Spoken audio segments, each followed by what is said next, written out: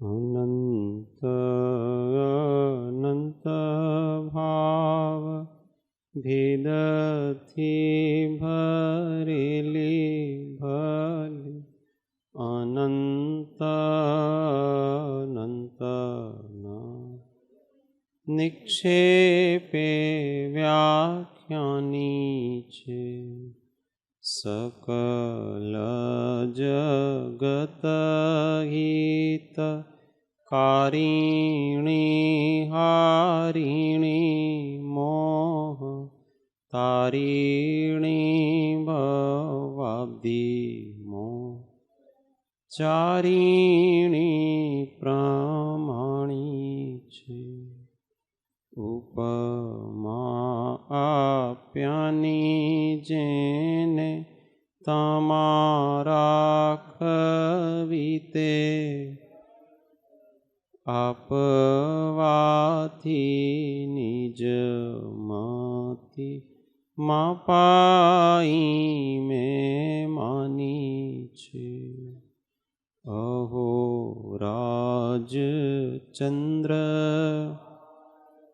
ख्याल नथी पामताय जिनेश्वर ताणी जाणी तेने जाणी छे गुरुराज ताणी जाणी तेने जाणी छे।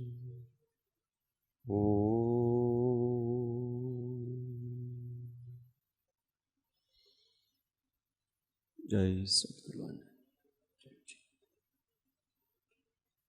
10 लक्षण धर्मना पर्व चाले छे। स्वाध्यायमां श्री आत्मसिद्धि शास्त्र गाथा 111 मोक्ष नो उपाय छे। उस मोक्ष के स्वरूप का बता रहे हैं सब। आगे कहते हैं वास्तविक संकित क्या है उसकी बात करते हैं, क्योंकि मोक्ष का उपाय सम्यक दर्शन, सम्यक ज्ञान और सम्यक चारित्र है। तो सम्यक दर्शन का स्वरूप बताते हैं। वर्ते निज स्वभावनो अनुभव लक्ष्य प्रति वृत्ति वहे निज भाव मा परमार्थे समकी।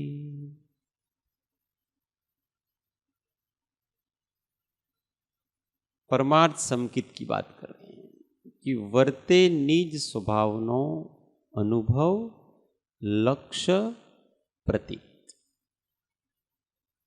अपने निज स्वभाव का अनुभव हो, उसी का लक्ष्य रहे और उसी की प्रतीति बनी रहे, इसी का नाम।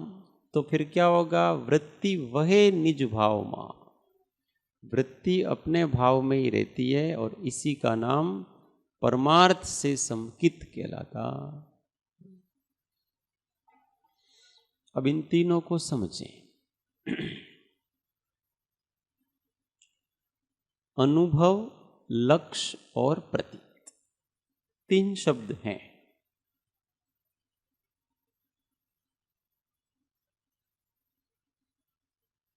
तीनों ही ये रत्नत्रय हैं। अपने निज स्वभाव की अनुभूति हो, निज स्वभाव का ही लक्ष्य हो और निज स्वभाव की ही प्रतीति हो। अनुभूति, लक्ष्य और प्रतीति, इन तीनों में 3 शब्द क्यों दिए? अभी तीनों में अंतर समझना। यहां पर अनुभूति वो चारित्र गुण की पर्याय समझना, लक्ष्य ज्ञान गुण की पर्याय समझना, प्रतीति श्रद्धा गुण की पर्याय समझना। तो वर्ते निज स्वभाव न, जब स्वभाव की अनुभूति होगी, जब स्वभाव का ही लक्ष्य रहेगा और जब स्वभाव की ही प्रतीति होगी, तब वृत्ति स्वभाव में ही रहेगी और इसी का नाम वास्तविक सम्यक्त्व कहलाता है। परमार्थ से सम्यक्त्व नाम उसी का है। जिसकी श्रद्धा होगी उसी का लक्ष्य होगा और उसी का अनुभव होगा। जिसकी श्रद्धा नहीं होगी, श्रद्धा मतलब रुचि, प्रतीति, श्रद्धा, रुचि, विश्वास, मान्यता, दृष्टि, ये सभी एकार्थवाचक शब्द हैं। समकित, सम्यक दर्शन, ये सब। तो जिसकी रुचि रहेगी उसी की अनुभूति रहेगी और अपने जहन में लक्ष्य भी उसी का बना रहेगा। ये जो लक्ष्य है उसको समझ सकते हैं लब्ध्यात्मक अनुभूति। ये जो अनुभव है उसको समझ सकते हैं उपयोगात्मक अनुभूति। रुचि होने से क्या होगा कि जिसमें रुचि होती है हमारा चित्त बार बार उसी में जाएगा। हो सकता है बाहर का उपयोग किसी और में हो पर चाहिए वही। लक्ष्य इसका नाम है कि हमेशा अपने इंटेंशन में रहे, अभिप्राय में रहे, दृष्टि में रहे, बैकअप माइंड में वही चलता रहे। इसका नाम लक्ष्य कहलाता है। कुछ भी करें पर वो रहेगा, इसको लब्ध्यात्मक अनुभूति कहते। लब्धि में वही पड़ी हुई है, वो हमेशा चलती है। होता क्या है कि जब सम्यक दर्शन होता है परमार्थ से, मोह ग्रंथि का भेद होता है, 7 प्रकृतियों का विनाश होता है, तो होता क्या है उसमें कि अपना जो मति ज्ञान और शुद्ध ज्ञान है, जो अब तक बाह्य विषयों में प्रवर्तन करता था, अब वो बाह्य विषयों की रुचि छूट गई, इसलिए उसका एक भाग हमेशा अंतर्मुख रहा करता है। उसको हमेशा अपने स्वभाव का संवेदन करने की, स्वसंवेदन करने की तलब हमेशा रहा करती है। कैसे रहा करती है? जुगटिया मन जुगटो ने, कामी ने मन काम। जुगटिया मन जुगटो ने, कामी ने मन काम। आनंद घन यमरीज वे, आनंद घन यमरीज वे, ऐसा धरो प्रभु का ध्यान। मना जीतू तो जिन चरणे चितला, तेरो अवसर बीत्यो जा। इस बात को आप ऐसा ही समझ सकते हैं कि जैसे कामी पुरुष है, उसकी हमेशा वृत्ति, कुछ भी काम करे, वो खाए पिए, भजन बोले, शास्त्र का स्वाध्याय करे, पर उसकी वृत्ति वहीं रहेगी।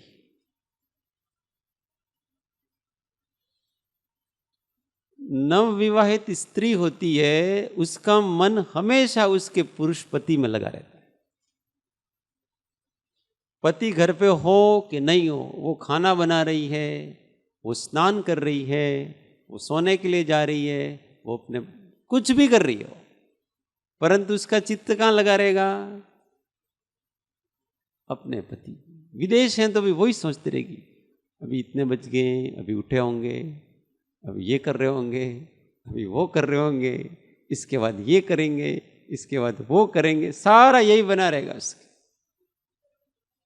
दिन भर। और अब सो गए होंगे।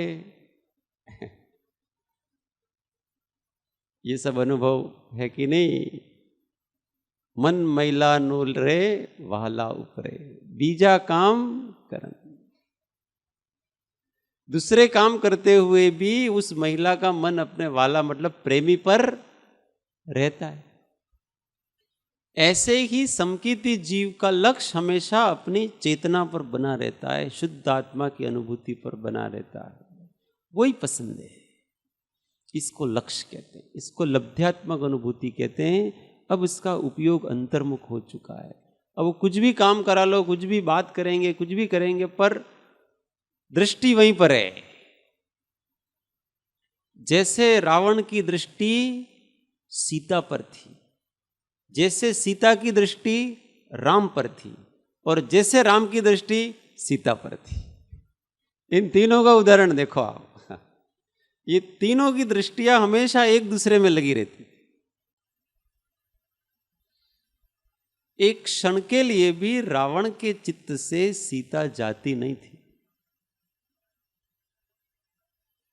रावण में ऐसी कहा, वो रामायण में ऐसी, जब राम रावण का युद्ध होता है तो राम जी रावण के ऊपर तीर चलाते, सिर काट देते हैं, फिर नया सिर आ जाता है, फिर सिर काट देते हैं, फिर नया सिर आ जाता है, मरता ही नहीं।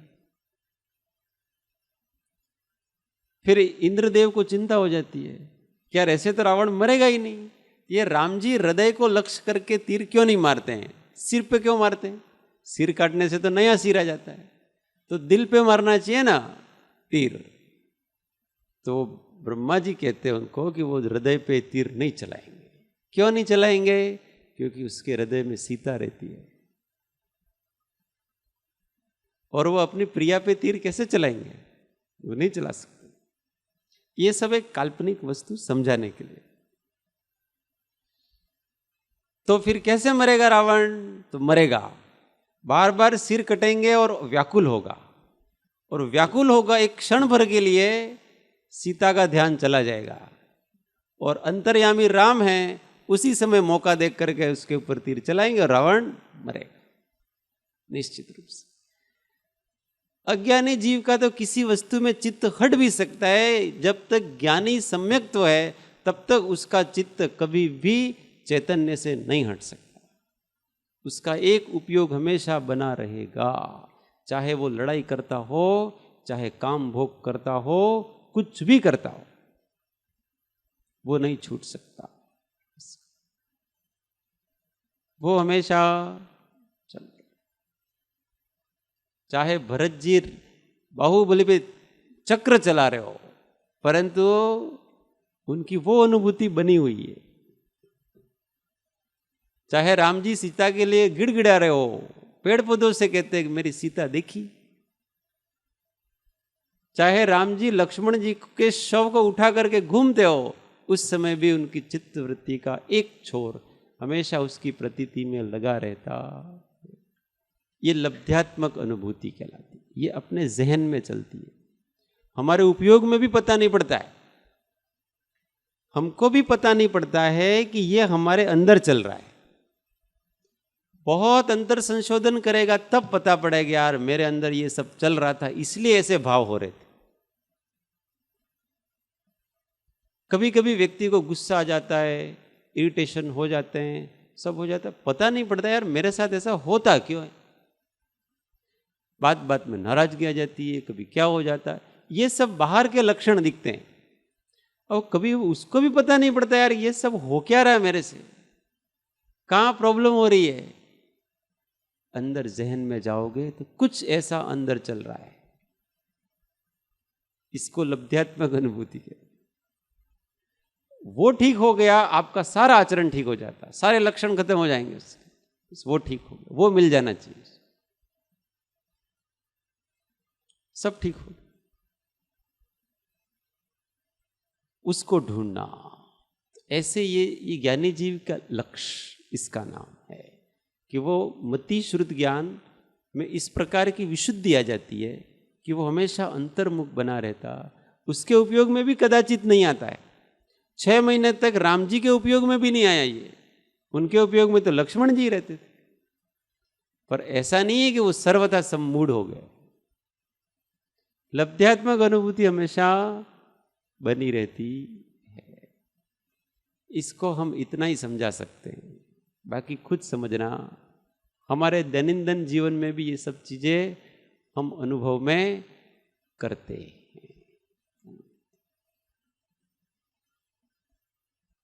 ये लक्ष्य कहलाता है। अनुभूति उपयोगात्मक है। उपयोग में से क्या होता है कि कभी कभी ध्यान आदि की अवस्था होती है, उस ध्यान आदि की अवस्था में बुद्धिपूर्वक सभी प्रकार के परद्रव्यों से चित्तवृत्ति उदासीन होगी, तो उस वीतराग भाव की अब कोई संकल्प विकल्प अन्य नहीं चल रहा है, निर्विकल्प उपयोग है, उसको अनुभव कहते हैं। ये वास्तव में चारित्र गुण है। वास्तव में अनुभव है वो ज्ञान गुण है, पर यहां अनुभूति उन्होंने चारित्र गुण की अपेक्षा से ली है। जब राग द्वेष की अत्यंतिक क्षय हो जाता है थोड़ी देर के लिए, तो वो उस प्रकार के निर्विकल्प अनुभव में रहा करते और प्रतीति सदैव बनी रहती। अनुभूति है वो स्थिरता है। यहाँ लक्ष्य है वो यहाँ पर बैकअप माइंड में चलने वाला लक्ष्य है कि ये मैं ये हूं और मुझे यही करना है, मैं आत्मा हूं और मुझे स्वभाव में रहना है, मैं आत्मा हूं और मुझे स्वभाव में रहना है, ये लक्ष्य है। और प्रतीति मैं ये हूं, इस प्रकार का एक विश्वास, इस प्रकार का एक अंतरंग एहसास, इसको प्रतीति कहते हैं। और ये सब तीनों मिल जाते हैं रत्नत्रय, तो क्या हो जाता है? वृत्ति वहे निज भाव में, वृत्ति अपने निज भाव में जाती है। और फिर क्या होता है? परमार्थे समकी, या रत्नत्रय तीनों ले लेना। वितराग सम्यक उसका नाम कहलाता। ये मुख्य रूप से छठे सातवें गुण स्थान में होता है, गौण रूप से चौथे पांचवें गुण स्थान में।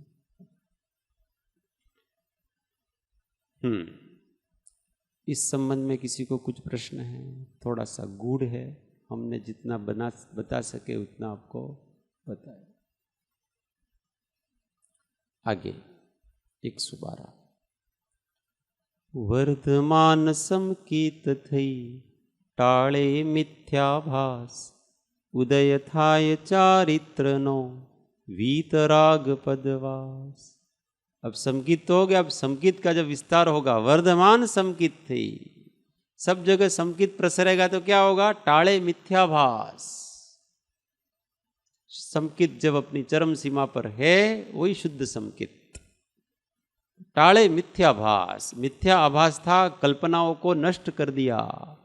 अब काल्पनिक जीवन नहीं रहा, सत्य पे अधिष्ठित जीवन हो चुका। सब कल्पनाएं खत्म हो गई। ये मेरा है नहीं, ये तेरा है नहीं, मैं ये हूं नहीं, मैं यो हो नहीं, ये नहीं, कुछ नहीं है। जो है वो एक सत्य है, सत्य के सिवाय कुछ नहीं है। ऐसा होता है तो क्या होता है? विकल्प समाप्त हो जाते हैं। उससे क्या होता है? उदय थाय चारित्रनो, परद्रव्य संबंधी विकल्प समाप्त हो जाना, इसी का नाम चारित्र कहलाता है। चारित्र कोई अलग वस्तु नहीं है। आपको जो जो भी विकल्प आ रहे हैं, आपकी वासनाएं खत्म हो चुकी है। वासनाएं खत्म हो चुकी तो विकल्प खत्म, राग द्वेष खत्म, इसी का नाम चारित्र है। जब तक कल्पना रहेगी तब तक विकल्प रहेगा। ये मेरा है, ये कल्पना रहेगी तब तक उस संबंधी विकल्प है। ये मेरा मित्र है तो विकल्प रहेंगे, ये मेरा शत्रु है, विकल्प रहेंगे। मुझे इससे संबंध रखना है तो विकल्प रहेंगे, मुझे इससे संबंध नहीं रखना है तो भी विकल्प रहेंगे। बचने में भी विकल्प है और आक्रमण करने में भी विकल्प, ऑफेंसिव और डिफेंसिव, बहुत दोनों विकल्प है। आप ऑफेंसिव रहोगे तो उसको अटैक करने का विकल्प है, उससे संबंध रखने का विकल्प है। आप डिफेंसिव रहोगे तो उससे बचने का विकल्प है, और विकल्प से तुम नहीं बच सकते हो, विकल्प दोनों का। तो कल्पना हट जाने से अब ना ऑफेंसिव है ना डिफेंसिव है। मुझे न तो तुमसे संबंध रखना है इस संसार से, और न ही मुझे इस संसार से बचना है। मुझे केवल अपने शांत स्वभाव में रहे। कोई कोई ऐसा होता है कि संबंध खत्म तो कर देते हैं, संबंध रखते तो नहीं है, पर संबंधों से बचते हैं। और वो दूसरी अति पे खड़े हो जाते हैं। अब वो द्वेष पे आ गए।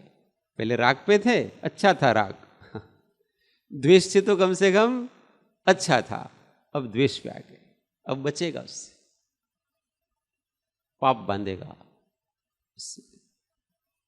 द्वेष से पाप ज्यादा बनता है, राग से कम बनता है। राग दुर्गति में नहीं ले जाएगा, द्वेष दुर्गति में ले जाएगा। राग दुर्गति में क्यों नहीं ले जाता है? क्योंकि जब राग होता है तब तक हमको सामने वाले के प्रति सद्भावनाएं रहती है, हम उसका अहित नहीं करेंगे। और जब द्वेष हो जाता है ना, तो हम अहित करने पर तुलेंगे। होता ही है संसार में, देखा ही जाता है। जब कोई दो मित्र पहले बहुत एक दूसरे से प्रीति करते थे, राग करते थे, एक दूसरे के ऊपर मर जाते थे, अब किसी बात के लिए उनमें मन मुटाव हो गया, अब एक दूसरे की जान लेने पर तुले हुए। वही दो मित्र द्वेष से भर गए पूरे पूरे, अब देखना तक नहीं चाहते हैं एक दूसरे को, और जितना हो सके उतने शत्रुता रखते हैं। ये नहीं करना कभी भी। इसलिए जीवन में इतना ध्यान रखें कि हमें किसी से इतना राग ना हो जाए कि फिर हमें उनसे द्वेष होने लगे। ये एक अति की अवस्था है।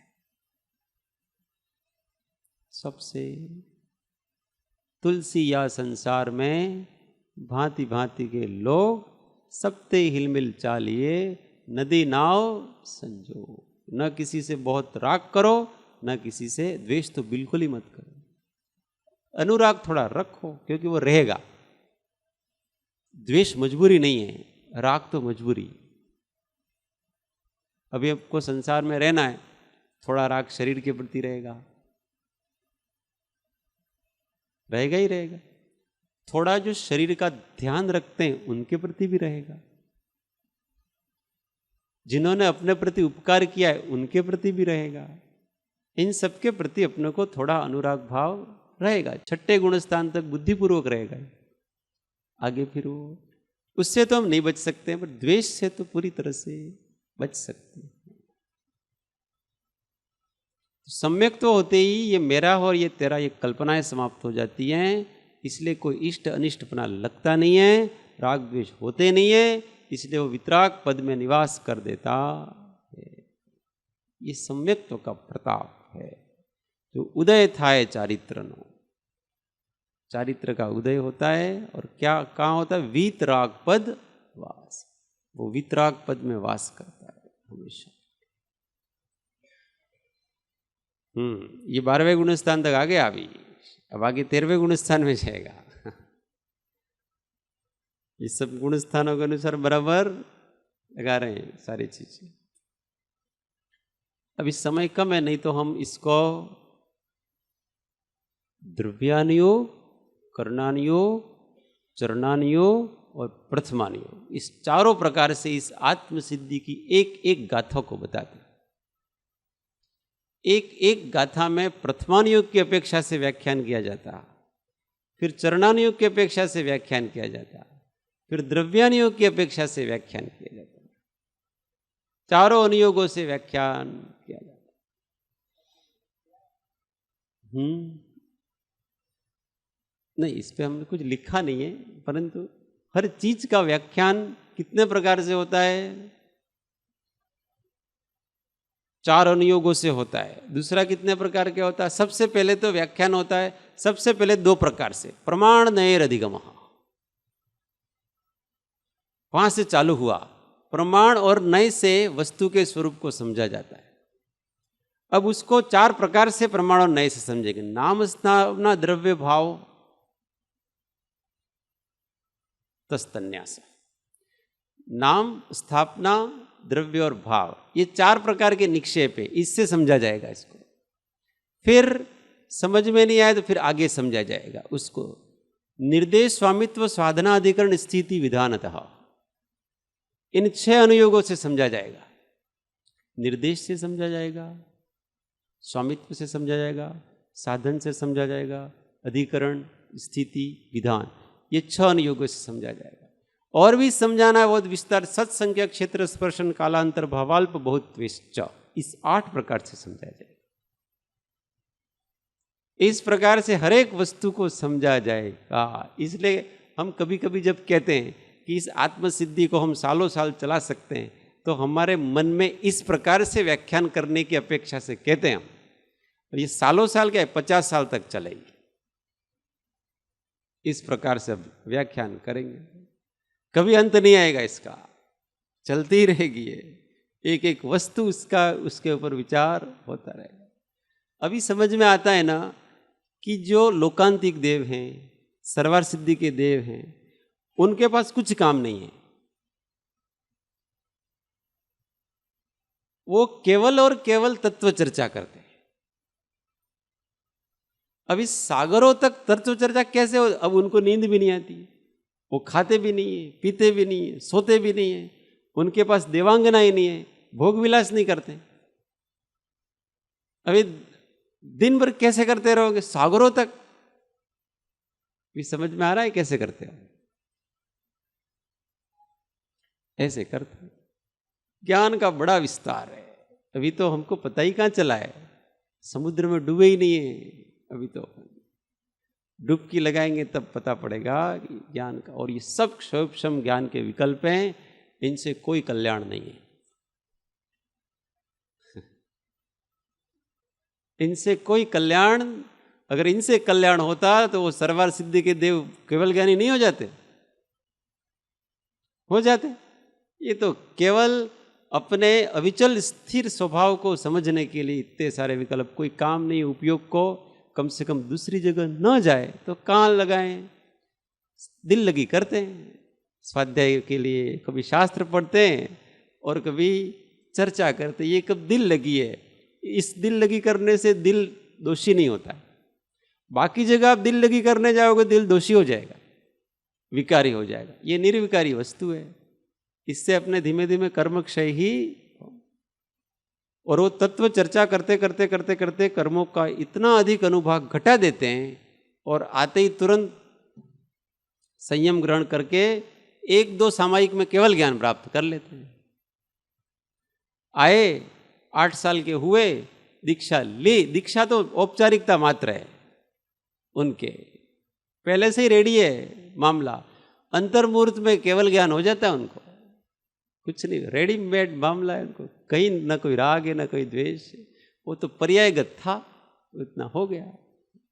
उतने समय तक वो अपने ज्ञान वैराग को दृढ़ करते रहते हैं, और जैसे ही अनुकूलता मौका मिला, निशाना तो साधा हुआ ही है, और जैसे ही मौका मिला, मछली की आंख के ऊपर बराबर उनका निशाना तो है ही, और जैसे ही वो पॉइंट समझ में आ गया, तुरंत ऐसे वो सागरों तक ज्ञान ध्यान करते रहेंगे, वो मौका देख रहे हैं।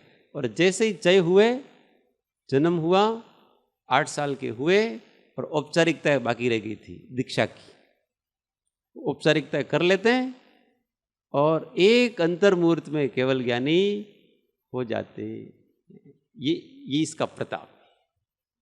तत्व चर्चा का, सत्संग का कर्म बहुत ढीले पड़ जाते हैं, इससे फिर बाकी सब चीजें अपने आप हो जाती है।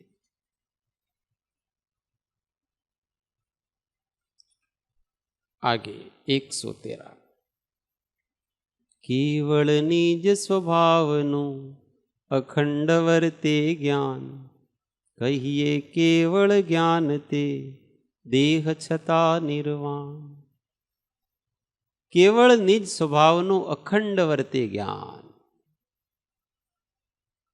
केवल अपने, केवल मतलब मात्र, निज स्वभावनु अपने स्वभाव का अखंड वर्ते ज्ञान, निरंतर खंड रहित निरंतर ज्ञान, अपने का ही अपने को ही जाना जा रहा है, अपना ही अनुभव किया जा रहा है। कहिए केवल ज्ञान थे, उसको केवल ज्ञान कहते हैं। देह छता निर्वाण, ऐसा केवल ज्ञान होने पर शरीर होते हुए भी वो निर्वाण ही, क्योंकि शरीर तो कोई बाधा ही नहीं है। अगर हमारी वृत्ति हमारे ही स्वरूप में, हमारा उपयोग हमारे स्वरूपाभिमुखी है, तो फिर ये शरीर कहाँ बाधा कर रहा है? शरीर को जहां है वहां रहो, कोई दिक्कत नहीं है। उपयोग तो आत्म प्रदेशों में है। इस संसार में कोई वस्तु हमारे लिए बाधाकारी नहीं है, न शरीर बाधाकारी है न कुछ और बाधाकारी। उपयोग हमारा जाता है, राग द्वेष वही में बाधाकारी है, उसके कारण से ही बाधा उत्पन्न होती है। केवल ज्ञान का मतलब ऐसा नहीं है कि लोकालोक को जानता है, इसका नाम केवल ज्ञान। केवल ज्ञान का मतलब केवल अपने को ही जानता है, बस अखंड अपना ही अनुभव कर रहा है, इसका नाम केवल ज्ञान कहलाता है। बाकी तो सब ऑटोमेटिक ज्ञान में आ जाते हैं। केवल मात्र ज्ञान रह जाता है, अपना ज्ञाता मात्र रह जाता।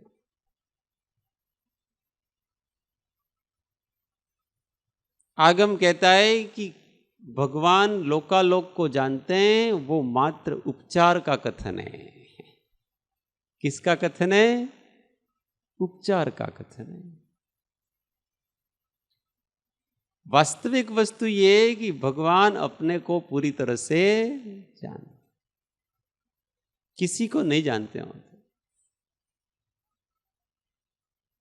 अभी आंखें खुली हैं और ये सब दिखते हैं, तो इसका मतलब ये रे कि सामने वाला देख रहा है।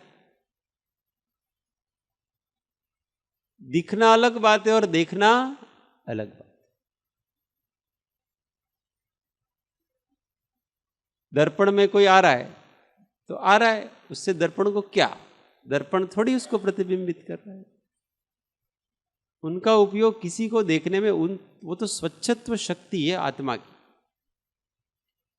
आत्मा की अनेक शक्तियां हैं, उसमें एक स्वच्छत्व नाम की शक्ति है। जैसे दर्पण में एक स्वच्छत्व शक्ति के कारण से प्रतिबिंब गिरते हैं, ऐसे आत्मा में एक स्वच्छत्व शक्ति है, उस कारण से पदार्थ जैसे हैं वैसे आत्मा में झलकते हैं। जैसे दर्पण में प्रतिबिंब झलकते। इसका मतलब ये तो नहीं कि वो आत्मा उसको जानता है, वो तो स्वच्छ है। अपने स्वच्छ हो जाओ, सब पता पड़ जाएगा, जो जैसा है वैसा पता पड़ जाएगा।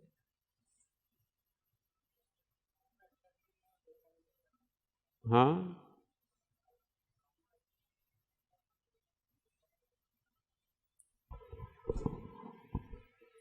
प्रश्न एक बार फिर से करना। जैसे कि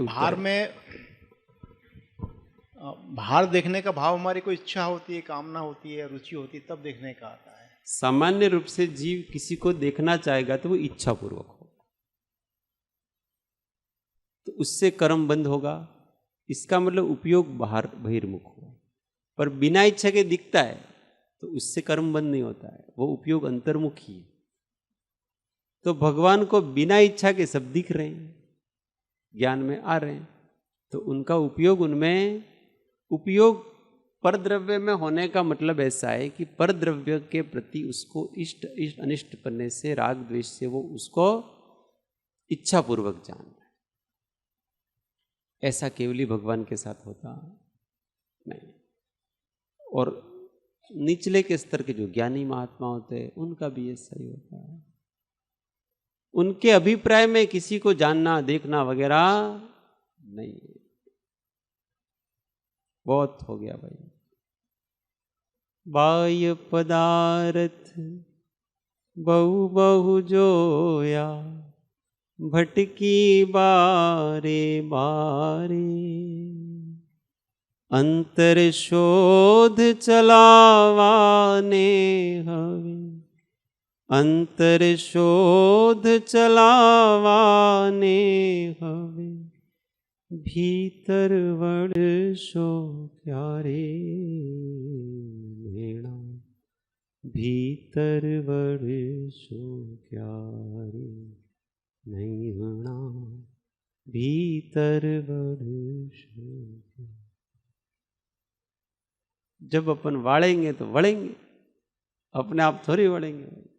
अपने को रुचि नहीं संसार सो, संसार से जब रुचि नहीं रहेगी तो अपने आप।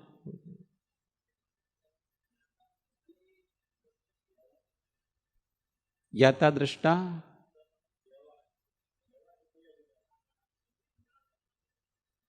वो कहने की रीत है कि मैं इसका ज्ञाता हूं। कोई किसी का ज्ञाता नहीं है, कोई किसी का दृष्टा नहीं है, सब होता है। ज्ञाता का मतलब वहां होना है। ज्ञाता का मतलब ऐसा नहीं है कि वो जान रहा है किसी को, उसके तो अपने आप, पर ज्ञाता उसका स्वभाव है। अपन ज्ञाता दृष्टा रहो ऐसा कहते हैं तो हम क्या करते हैं कि सामने वाले पदार्थ को जानना चाहते हैं कि मैं उसको केवल जानूं। हमको ऐसा नहीं करने का है, हमको तो अपना अनुभव करने का। ज्ञाता हम हैं, वो अनुभूति स्वरूप है। ज्ञाता और ज्ञेय अगर दो हो तो वो तो द्वैत हो गया। ज्ञाता का मतलब हम जो हैं वो हैं, उसमें द्वैत नहीं है, वो अद्वैत स्वरूप है, एक ही हो, वहां दो वस्तुएं नहीं है। ज्ञाता के ज्ञान में आ रहा है वो भी हम ही हैं, इसलिए हमको कहीं और जानने का तो कुछ करना ही नहीं है, वो तो हम ही हैं। वो तो दिखेगा तो दिखेगा, जैसे दर्पण में प्रतिबिंब पड़ता है तो निर्विकारी ही रहता है, उसको देखने की कोई इच्छा नहीं। ज्ञाता अनुभूति है। मैं इसको जान रहा हूं, ये मेरे ज्ञान में आ रहा है, ऐसे विकल्प करने की कोई जरूरत नहीं। आप अपना संवेदन में उपयोग लगाओ, मैं हूं की भावना में उपयोग लगाओ। जिसको दिखना है वो दिख जाएगा, नहीं दिखना है वो नहीं दिखेगा, ऐसे विकल्प करने की कहां जरूरत है।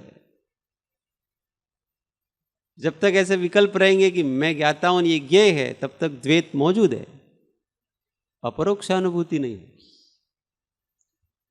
ये थोड़ी गहन बात है, अभी थोड़े अपने नीचे रहे तो अच्छा है, बहुत ऊपर चढ़ जाएंगे तो भेद ज्ञान करते हैं तब ये दो वस्तु होती, ज्ञाता और ज्ञेय।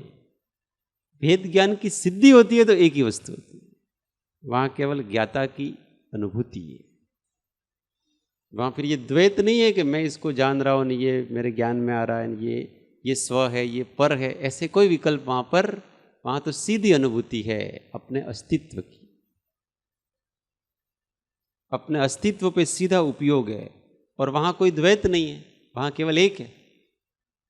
अस्तित्व में द्वैत नहीं है, वहां एक अखंड, इसलिए तो कह रहे अखंड वर्ते ज्ञान अपने निज स्वभाव का।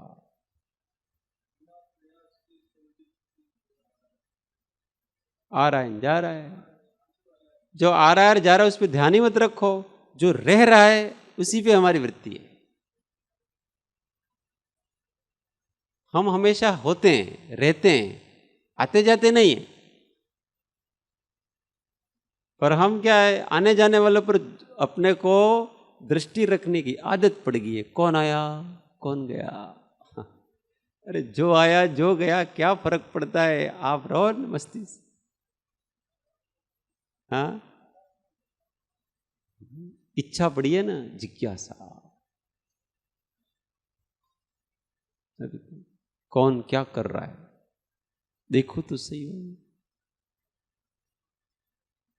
अभी दुकान में अपन बैठे हुए, हजारों सड़क पे आ रहे जा रहे, हमको उनसे कोई लेना देना है, पर जो दुकान की तरफ दृष्टि करेगा उसकी तरफ, अरे यार ये मेरे काम का है, वो याद रहेगा।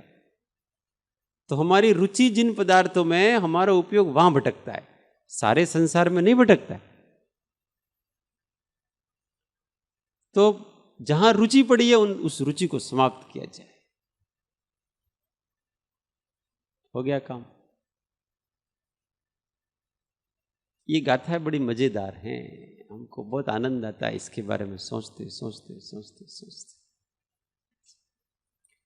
परंतु मर्यादाएं हैं। आगे कहते हैं 114, कोटि वर्षनु स्वप्नपण जागृत थता समाय, तेम विभाव अनादिनो ज्ञान थता दूर थाय। कोटि वर्षनु स्वप्न पण जागृत थता समाय। करोड़ों वर्षों का स्वप्न चल रहा हो, पर जैसे ही जागेंगे तो तुरंत वो स्वप्न समाप्त हो जाता है। उसी प्रकार से तेम विभाव अनादिनो ज्ञान थता दूर थाय। अनादि का हमारा विभाव चल रहा है और वो ज्ञान होते ही दूर हो जाएगा। देखो मजे। हम सोचते हैं कि हमको प्रैक्टिस करनी पड़ेगी, बहुत अनंत काल के कर्म बांध रखे हैं तो अनंत काल लगेगा, ऐसा थोड़ी। अनंत काल से बंधन में है तो मोक्ष होने के लिए अनंत काल नहीं लगेगा। अगर अनंत काल लगेगा तो उसका तो अंत ही नहीं आया, उसका तो मोक्ष होगा ही नहीं। बंधन में जितना समय लगा है उतना समय मुक्ति में नहीं लगता है। और ये तो अपन देखते ही है, किसी संबंध को बनाने में, परिपक्व करने में कितना समय जाता है। धीमे धीमे संबंध बनता है, फिर वो बढ़ता है, परिपक्व होता है, और वो संबंध एक क्षण में टूट जाता है। टूटता है कि नहीं? सारे संबंध टूट जाते हैं, एक बात पे टूट जाता है, एक शंका अविश्वास पे टूट जाता है उसमें। केवल उसको इतना ही कहना है कि आज से हमारे आपके बीच कुछ नहीं, बस सब कुछ हो गया। कितना समय लगा? कोई समय नहीं लगा।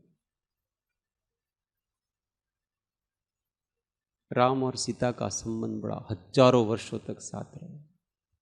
एक क्षण में सीता जी ने कह दिया, आज से अब हम आपके नहीं हैं, हम जा रहे हैं, सब संबंध खत्म। अब सोचने के तरीके बदल जाएंगे, व्यवहार करने के तरीके बदल जाएंगे, बात करने के तरीके बदल जाएंगे, सब बदल जाएंगे। अब वो पत्नी नहीं रही। इसलिए जब राम जी सीता जी के दर्शन करने जाते हैं तो वो पत्नी के दर्शन करने नहीं जा रहे, हाथ में नारियल लेके जा रहे हैं अर्घ चढ़ाएंगे उनको, फिर वो भगवती देवी कहेंगे उसको। ऐसे बदल गया सब। 12 साल का प्रेम कहां गया? एक क्षण में समाप्त हो चुका है। आत्मा में संकल्प शक्ति है कि वो अनादि की वासना को एक संकल्प के द्वारा नष्ट कर सकता है। ऐसी शक्ति हमेशा आत्मा में है। इन व्यवहारिक संबंधों से और व्यवहार से हमको ये पता तो चलता ही है ना, मन कितना जल्दी खत्म हो जाता है, हट जाता है। वो पद्म पुराण में पवनंजय और अंजना का उदाहरण आता है। वो पवनंजय अंजना के बारे में सुनता है कि अंजना वो इतनी अधिक सुंदरी है, वो बहुत सुंदर। उसको सुनते सुनते ही उससे बहुत प्रेम हो जाता है। अब उसको अब 3 दिन बाद शादी होने वाली दोनों की। और पहले ऐसा रिवाज कि जब तक आप विवाह नहीं हो तब तक वर वधू एक दूसरे को देखेंगे नहीं। अब इससे रहा ही नहीं जाए। मैं उसको एक बार देखूं नहीं, क्योंकि किसी ने चित्र बना करके दिखाया उसको। पहले चित्रकार भी ऐसे थे, वो चित्र देख, इसको देखे बिना मैं एक क्षण नहीं रह सकता। पर वो करे क्या, प्रतिबंध सारे लगे। तो फिर उसने बात किसको बताया? तो अपना अंतरंग जो मित्र होता है उसी को बताया कि देखो मेरी हालत बहुत, मेरे को ना नींद आती है, ना खाना खा सकता हूँ, कुछ भी। अगर मैं अंजना को एक बार न देख लूं तो मैं मर जाऊंगा। मैं शादी करने के लिए भी जीवित नहीं रहूंगा। वो कभी 3 दिन रुक जाने पर रुक नहीं सकता मैं, तो मेरी हालत समझते नहीं। जब काम के 10 बाण लगते हैं ना किसी के, काम के 10 वेग होते हैं, और 10 वेग उसके ऊपर बड़े वेग से लगे थे। 5 बाण और 10 वेग ये काम के कहे गए, और वो पूरे पूरे उसके ऊपर अटैक कर दिया है उन्होंने, सबने। एक क्षण भी नहीं रह सकता। इतना अधिक प्रेम उमड़ रहा है उसको। तो क्या करे यार, तो फिर तो चोरी छिपे ही जाना पड़ेगा। सबके सामने जाएगा तो इज्जत नहीं रहेगी। देखो काम से भी मान भारी पड़ता है। यूं तो निर्लज्ज होके जा सकता था, क्या है मुझे तुमसे प्रेम है और मैं तुमको देखने आया हूं, पर नहीं, मान। और ये मान उसको चोरी कराता है। फिर वो रात को अंधेरे में जाते हैं, और वो ऊपर उनका जो झरोका होता है ना, वहां जाकर के वो उसको देखते, तो वो अंजना अपनी सखी से बातें कर रही होगी। तो उसकी जो सखी है वो उसको थोड़ा चिढ़ाने के लिए और ऐसे बातें करती है। तो ऐसे कहती है कि ये क्या पवनंजय से तुम्हारी शादी हो रही है? वो जो तुम्हारी बात पहले उस राजकुमार से चल रही थी ना, वो राजकुमार श्रेष्ठ था, पवनंजय में वो बात कहाँ है? वो राजकुमार चरम शरीरी था, तद्भव मोक्षगामी था, इतना सुंदर था। अगर तुम उसके साथ तुम्हारा संबंध अगर एक दिन के लिए भी हो जाता और फिर वो दीक्षा लेकर के मोक्ष चला जाता, तो भी उसमें तुम्हारा गौरव था। ऐसा गौरव इस स्त्री लंपट पवनंजन में कहाँ है? ऐसी वो सब बातें कर रही थी, उसको मात्र चिढ़ाने के लिए बात कर रही थी, उसका प्रेम तो उसमें। तो वो अंजना क्या बोले बेचारी, कुछ बोली नहीं और ऐसे नीचे मुंह करके देखती रही। अब वो पवनंजय को ऐसा हुआ कि ये मेरी इतनी बुराई कर रही है और दूसरे व्यक्ति की, वो राजकुमार की इतनी प्रशंसा कर रही है, इसका मतलब इसके हृदय में वो राजकुमारी था और वो अभी भी उसके हृदय में वही है, तब जाके तो मेरी बुराई सुनती है इतनी। और उसको जितना प्रेम था उतने ही वहां घृणा हो गई, शायद उससे ज्यादा। तुरंत ही देखो, कहां तो अभी वो देखने के लिए आया था और देखे बिना रहा नहीं जा सकता था, और अभी सब कुछ बदल गया एक क्षण में। सारी जितना प्रेम था उतनी नफरत। अब के तुरंत आकर के अब चलो, अब यहां एक क्षण नहीं रुकेंगे अपन, जबकि कोई बात नहीं हुई, कुछ नहीं, संदेहों के आधार पर मात्र।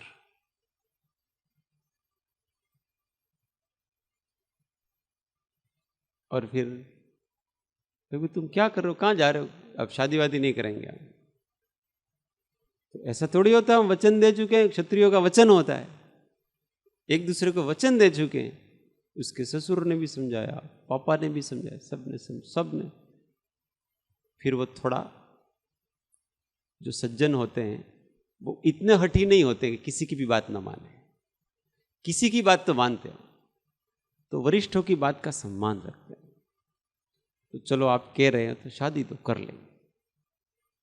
उसने सोचा शादी तो कर लेंगे, परंतु इसको मजा जरूर चखाऊंगा मैं। इस अंजना को मेरे से नफरत करती, दूसरे से प्रेम करती है, और मैं तो उसके लिए मरा जा रहा हूं, और उसके हृदय में मेरे लिए कोई स्थान नहीं। ऐसा मात्र कल्पना से विवाह कर लिया। वो आचार्य महाराज वहां पर ऐसा लिखते हैं कि जिस अंजना के हाथ को स्पर्श करने के लिए वो जो पवनंजय है वो सपने देखता था, तरसता था, वो हाथ अभी जब एक दूसरे का हाथ बनते हैं ना विवाह मंडप में, अंजना का हाथ उसके हाथ में, और वो उसको ऐसा लग रहा है जैसे कि वो कांटों पे उसका हाथ हो। उसको उसका हाथ चुभ रहा है कि ये हाथ मेरा कब छूटे, और छुड़ा करके ये बस जितनी देर फेरे चलेंगे इतनी देर तक हाथ है। और फिर हाथ उसने 22 साल तक उसको हाथ तो नहीं लगाया, सामने भी नहीं देखा, घर पे ले जाकर के पटक दिया एक जगह, तुम यहां रहना, हमारा तुम्हारा कोई संबंध नहीं। देखो संबंधों की वास्तविकता है। जीव में कितनी संकल्प शक्ति है कि जो प्रेम था उस प्रेम को नफरत में एक क्षण में बदल सकता है, और जो वर्षों की नफरत थी उसको एक क्षण में प्रेम में बदल सकता है कि ये हम प्रत्यक्ष देखते हैं। तो हम अनादि के विभाव को स्वभाव में क्यों नहीं बदल सकते एक क्षण? अनादि काल के अज्ञान में चले रहे, कल्पनाओं में चल रहे हैं, तो हम सत्य पे क्यों नहीं आ सकते एक क्षण में? आ सकते। संकल्प शक्ति चाहिए कि आज से मुझे ज्ञानी बन के ही जीना है, अज्ञानी बन के नहीं जीना है। ऐसा एक बार भाव तो रखो कि मुझे अब ज्ञान भाव में ही जीना है, मुझे अज्ञान रागादि भावों में नहीं जीना है। बहुत जी लिया, बहुत संसार का कर लिया, बहुत मोह राग द्वेष का सेवन कर लिया, अब तो ज्ञान भावना भाना है बस। जो भावना आज तक भाई नहीं है उस जिन भावना को भाई जाएगी। अब हम संसार की भावना को नहीं भाई, ऐसा संकल्प तो करें अपन। देखो संकल्प की शक्ति, निरंतर हमको अपना आत्मा याद रहेगा। हम संकल्प नहीं बढ़ाते, उठता ही नहीं है अंदर से संकल्प। उठाओ, बार बार ये भावना करो कि मेरे को अब केवल ज्ञान स्वभावी होकर रहना है, तो जहन में निरंतर वो चलता रहेगा। जिसकी तीव्र भावना की जाती है उसके संस्कार अंदर प्रगाढ़ हो जाते। तीव्र भावना की जरूरत है बस। अभी तक वो तीव्र भावना उठी नहीं जीव की। ज्ञानी लोग कहते हैं कि ज्ञान की, ब्रह्म ज्ञान की, आत्मज्ञान की तड़फ कितनी होनी चाहिए। तो आपको पानी में डुबा दिया है और उस समय जितनी तड़फ आपको श्वास की रहती है उतनी तड़फ आपको ज्ञान की तीव्र भावना, उस तीव्र भावना से उसका लक्ष्य निरंतर रहेगा, उसकी प्रतीति निरंतर रहेगी और उसकी अनुभूति भी निरंतर रहेगी। किससे? तीव्र भावना से। भावना तीव्र होनी। आत्म भावना भावता जीव लहे केवल। कोई भी भाव आए, मुझे किसी भी भाव को कोई स्वागत नहीं करना है, मुझे केवल एक ही भाव में रहना है बस, ज्ञान भाव। बाकी सब भाव बेकार। भैया जी, ये जो अज्ञान, विभाव, राग और द्वेष, स्वप्न, क्या ये सब मन के ही एकार्थवाची है? जो कल जो चर्चा ये हुई सब थी, मन ही है। मोह, मन, ये सब एक ही बात है। एक ही बात है। अगर विभाव में आता है तो भी मन ही उसका करवा रहा है। वो भाव मन है। भाव मन है। भाव मन ही विकार है, विभाव। संकल्प शक्ति से सब जीता जाता है। ज्ञान को हाजिर कर दो बस। ये सब चीजें, ये जो पुरुषार्थ है ना, ये पुरुषार्थ बड़ी कोमलता भरा है। हम कहीं हटाग्रही ना हो जाए, इसलिए तो ज्ञानी चाहिए सब जगह, पग पग पर। उसको कहा कि केवल ज्ञान भाव में जीना, कुछ वो सब छोड़ देगा। सब छोड़ने के लिए कहाँ कहा आपको? कुछ भी छोड़ने के लिए नहीं कहा आपको। आपको अपना स्मरण रखने के लिए कहा है। और बड़ा प्रेम से रखो, आप बड़ी कोमलता से रखो, बाकी सब गौण हो जाएंगे। अब उसकी सारी चीजें छोड़ने पे आ जाती है। कोई दुखदायी तो है ही नहीं आपको। दुखदायी तो आपका विस्मरण है। स्वरूप का विस्मरण हमारे लिए दुखदायी है। और कौन सी वस्तु हमारे लिए दुखदायी है बता? उसको पकड़ो ना भाई, प्रेम से उसका स्मरण करते जाओ। ये मैं हूं, ये मैं हूं, ये मैं हूं, बाकी सब तो परी। कोमलता से उग्र पुरुषार्थ करना। कैसे करना? कोमलता से उग्र पुरुषार्थ करना। खींचतान नहीं, बड़ी कोमलता से करो, पर उग्रता होगी उसमें। कोई नहीं डिगा सकता। स्वरूप की अविच्छिन्न अनुभूति से आपको कोई डिगा सकता नहीं। न काय की क्रिया आपको डिगा सकेगी, न वचन की क्रिया आपको डिगा सकेगी, न मन की क्रिया आपको डिगा सकेगी। कोई भी विचार मन में आओ, परंतु उसकी अविचल स्थिति विचारक में है। आपको विचार डगमग नहीं कर सकते। आपको कैसा भी उदय डगमग नहीं कर सकता है।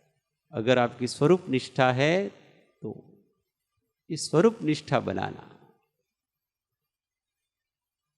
आज तक हमारे कितने विचार आए और गए, दिन में कितने आते और जाते हैं। उसने उन सब, किसी विचार ने हमारी सत्ता का नाश किया? हमारी सत्ता का कोई नाश। हमारे ज्ञान भाव का नाश किया? कभी उस विचार ने आपके ज्ञान को समाप्त कर दिया, अब आप जान ही नहीं सकेंगे। ऐसा किया? नहीं किया। जब सत्ता का नाश नहीं है, चैतन्य का नाश नहीं है, तो हम किससे डरते हैं? डर तो व्यक्ति नाश से डरता है कि अपना विनाश हो जाएगा। अब विनाश तो कोई कर ही नहीं रहा। यहाँ तो आप तो हमेशा शाश्वत जीवन है, ज्ञान रूप में हमेशा नित्य है, तो क्यों, किस लिए डरना? और अब हमारा अविचार आवश्यक फल हो जाए, आने दो ना भाई, क्या बिगाड़ेगा आपका? उदय से डरते हैं, इससे डरते हैं, व्यक्तियों से डरते हैं, जानवरों से डरते हैं, विचारों से डरते हैं, कर्मों से डरते हैं, गतियों से डरते हैं। डर डर और डर, इसके अतिरिक्त कुछ नहीं इस जीव के पास। इसलिए तो सम्यक दर्शन होते ही सबसे पहले क्या जाता है? सप्त भय, निर्भय होता है। तो ये सपना है, उस सपने को दूर किया जाए। सपना सपना, ये सपना उसका नाम है जो कभी अपना नहीं है, उसका नाम सपना है। सपने से पर हमको ऐसे जीना है, अपना पने का एहसास कराते रहना दूसरे को, और अंदर से समझना कि ये सपना ही है। पर हमारी वृत्ति मनोभावना ऐसी होनी चाहिए कि सामने वाले को अपने पने का एहसास कराए। ये होता है, उससे विरक्त भी रहना और मैं तुम्हारा हूं ऐसा एहसास भी कराता रहे। अपने वर्तन से, अपनी वाणी से और अपने हृदय से उसके प्रति अपनापना रख सकते हैं। उसके हित की भावना है। हित की भावना का अर्थ ही यह है कि उसके अहित की भावना नहीं है। हमको ऐसा लगता है कि किसी के बारे में अगर हम सोचेंगे नहीं तो उनसे प्रेम कैसे होगा, उनसे मैत्री कैसे होगी? पर किसी के बारे में सोचने से, किसी के कल्याण के बारे में सोचने से उससे मित्रता नहीं है, मैत्री भाव नहीं है। और अगर इस प्रकार से मैत्री भाव लिया जाए तो भगवान सबके शत्रु हो जाएंगे। उनको, वो तो किसी के बारे में नहीं सोचते। और जो बड़े महापुरुष है वो केवल आत्मा के बारे में सोचते हैं, तो वो तो किसी के मित्र हुए ही नहीं। तो ऐसा नहीं है, वो तो छोटे से छोटे जीव के भी मित्र हैं। कोई नहीं डरेगा उनसे। जब कोई साधक पंच महाव्रत धारण करता है तो वो समस्त समष्टि को वो अपने भय से रहित कर देता है कि आज से मैं समष्टि के जितने जीव हैं उनमें से किसी को भी मेरे से डरने की कोई जरूरत नहीं है, मैं सबको निर्भय कर दूं। ऐसी भावना, इसलिए कोई नहीं डरेगा। वायु कायिक भी उससे डरेगा नहीं, जल कायिक भी उससे डरेगा नहीं। क्यों? ये हमको कुछ नुकसान नहीं करेंगे। संकल्प, ये भावना है। तो परोपकार का मतलब ये होता है कि हम दूसरे को दुखी नहीं करेंगे, बस इसी का नाम हित है। और हम दूसरे के अहित की भावना नहीं है तो सब निर्भय होकर के अपने आसपास बने रहेंगे। जानवर सब जंगल में रहते हैं ना, महाराज वगैरह कोई भी अथवा जो भी, तो वो डरते नहीं है उनसे, आसपास आते। क्यों? पता ये कुछ नहीं करेंगे, निर्भय होकर के।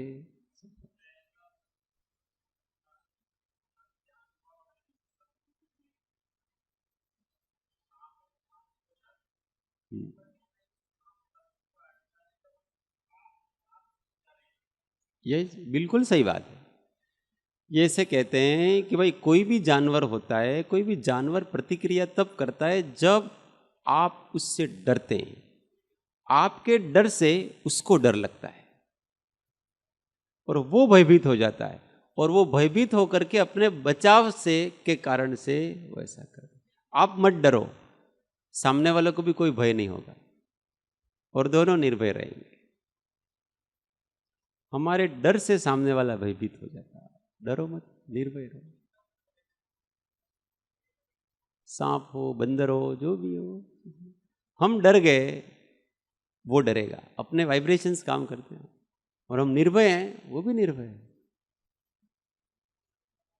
हाँ, क्या શું કહો છો?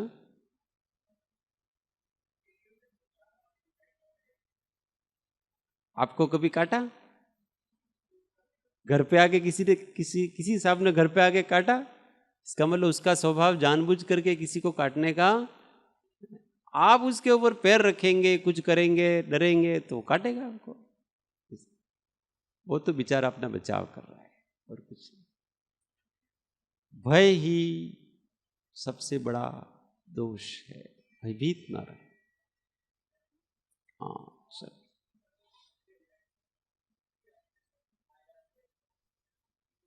वाक सीख भूखे खा जाने दो, आपको थोड़ी खाएगा वो। किसको खाएगा बताओ? वो खा गया, चलो किसको खाएगा? જેની સાથે વેરભાવ હોય हाँ, પૂરું થઈ ગયું હોય कभी कभी ऐसा भी होता है, जंगल में मुनिराज बैठे हुए, शेर आया खा गया। आप तो ये समझो तद्भव मोक्षगामी सुकौशल मुनि, तद्भव मोक्षगामी है वो, और उनको भी वो बाघी ना करके खा रही है, तो उनका प्रभाव नहीं होगा, उनके अहिंसा महाव्रत नहीं होंगे। वहां उनके प्रभाव से भी अधिक उसके अंदर द्वेष भरा हुआ है। जिसके अंदर द्वेष भरा होता है उसका अपनी सद्भावना का कोई प्रभाव नहीं होता। किसी के अंदर बहुत घृणा भरी हुई है ना, तो अपने प्रेम का उसके ऊपर कोई प्रभाव नहीं पड़ेगा, क्योंकि उसकी घृणा अपने प्रेम से कई गुना अधिक है। तो ये जो मुनिराज की जो भावना थी, सद्भावना थी सुकौशल मुनि की, उससे कहीं अधिक दुर्भावना उस बाघिन की थी, इसलिए उसके ऊपर कोई असर नहीं पड़ा। और ऐसे में खा जाते हैं, बहुत से मुनियों को पूरा निगल जाते हैं और समाधि मरण होता है उनका। स्वर्ग में मरना तो है ही, उसी प्रकार से मरना। तो किसको खाया बताओ? हम डरते तब हैं जब हम अपने आप को शरीर मानते हैं। यही तो भय का कारण है, ये मैं हूं तो मुझे खा जाएगा। कहां आपको खाएगा? अमूर्त चेतन सत्ता को कौन खा सकता है? हम केवल देखेंगे, हमारे ज्ञान में आएगा कि ये इस शरीर को खा रहा है, और हमारे ज्ञान में ये भी आएगा कि इस शरीर को खाते खाते इसमें जो वेदना हो रही है वो भी हमारे ज्ञान में आएगी। जानते रहो, बस करो कुछ मत, जानते रहो, खाने दो, सब करने। ये सब अपनी भावनाएं। बाकी अभी शेर आ जाए सब भाग जाएंगे, पर भावना ही भवन बन। प्रयोग करें कभी जंगलों में जाकर के, तब पता पड़ता है। यहाँ बैठे बैठे बातें करते हैं, पर आप जाओ ईडर के जंगलों में, तारंगा में जाओ, ऊपर जा कर के रात का अंधेरा पड़ा हुआ है, और वहाँ जाके थोड़ा बैठो, वहाँ पत्ते हिलते हैं ना हवा से, तो भी ऐसा लगता है कि शेर आया। समझ में आ रहा है? डर तब भागता है, पता चलता है वो डर होता है क्या है। यहाँ बड़ी बड़ी बातें करने से क्या होता है? प्रयोग करने चाहिए, भय भगाने के प्रयोग करने चाहिए। इसलिए तो एकांत सेवन ये बहुत जरूरी है। रात को 12 बजे उठ करके, कहीं नहीं तो अपने वो ध्यान कुटीर में जाओ। पीछे बनाइए ध्यान कुटीर मुकुंद वाटिका में, वहां 12-1 बजे उठ करके रात के अंधेरे में जाओ, बैठो थोड़ी देर, उस सन्नाटे में शांति का अनुभव करो। वहां सब खटपट होगी कि नहीं होगी? आज रात को देखना भाई कितने जाए।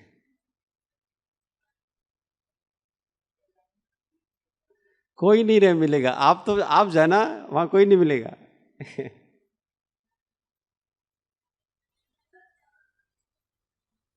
धर्म है वो केवल सत्संग समझ तक नहीं है भाई, प्रयोग करने पड़ते हैं सब धर्म में तो सारी चीज। और फिर इसमें एकांत भी नहीं पकड़ रखना कि वो जो अकेला रहता है वही बड़ा धर्मात्मा है। ऐसा कभी कभी अकेले रहने से बहुत से नेगेटिव चीजें आ जाती, हठाग्रही हो जाता है, सेट न होता है किसी के साथ, सहज प्रेम वात्सल्य चला जाता है। ये भी हो जाता है। कभी भी अतियों पर आना नहीं, हमेशा सब अतियों से बच करके रहना। चलिए,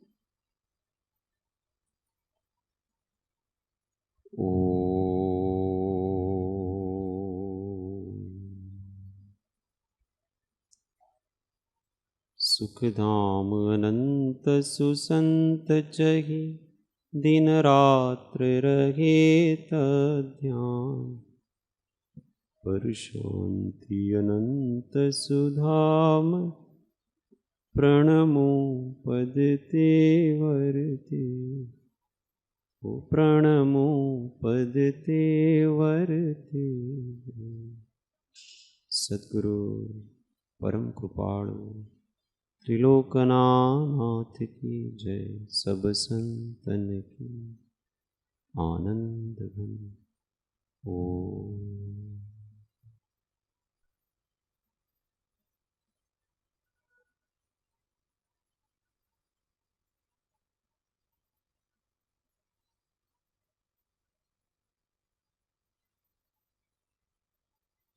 जय श्री